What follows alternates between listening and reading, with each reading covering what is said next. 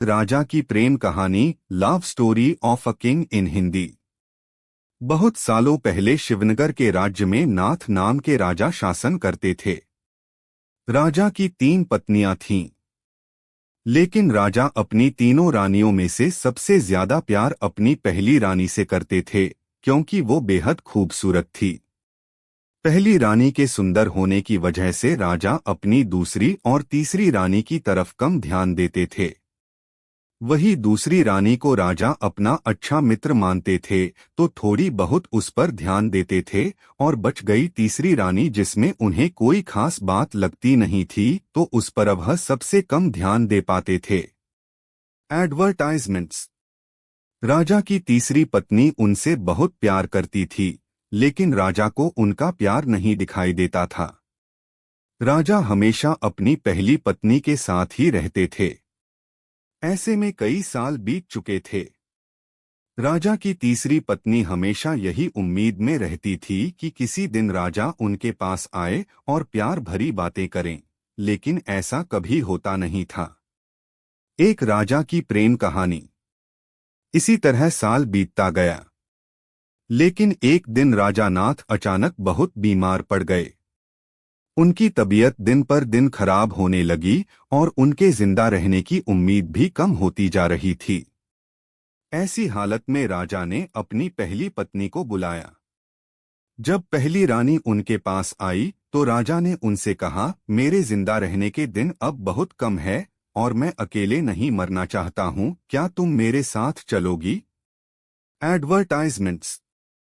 राजा की पहली पत्नी ने उनकी ये अंतिम इच्छा नहीं मानी और कहा, अभी मेरी उम्र ही क्या हुई है और मेरा पूरा जीवन बचा हुआ है, मुझे अभी और जीना है, मैं आपके साथ नहीं चल सकती हूँ। यह कहकर रानी राजा के कमरे से बाहर चली गई। उसके बाद राजा ने दूसरी रानी को बुलावाया। एडवर्टाइजमेंट्स। राजा की अंतिम इच्छा के बारे में जब दूसरी रानी को मालूम पड़ा कि वह मरने वाले हैं और अपने साथ अपनी बीवी को ले जाना चाहते हैं, तो इस वजह से वह राजा के पास ही नहीं गई। राजा अपनी दोनों चहेती रानियों से बहुत निराश हो गए। उन्होंने सोचा था कि मैंने कभी अपनी तीसरी पत्नी को प्यार नहीं दिया, न बात की उससे, अब उसे मैं कैसे बुलाऊं? राजा ऐसा सोच ही रहे थे कि तभी तीसरी रानी बिना बुलाए वहां पहुंच गई।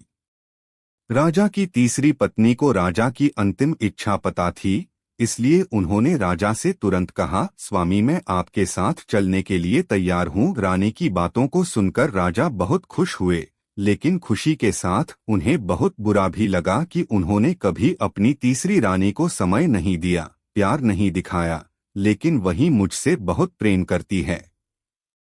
एडवर्टाइजमेंट्स। एक राजा की प्रेम कहानी।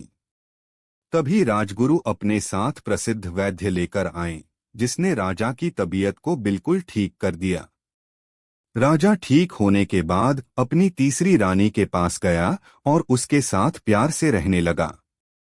अब राजा हमेशा तीसरी रानी को ही अपने पास रखता था और दोनों महल में अपना खुशहाल जीवन बिताने लगे। एक राजा की प्रेम कहानी।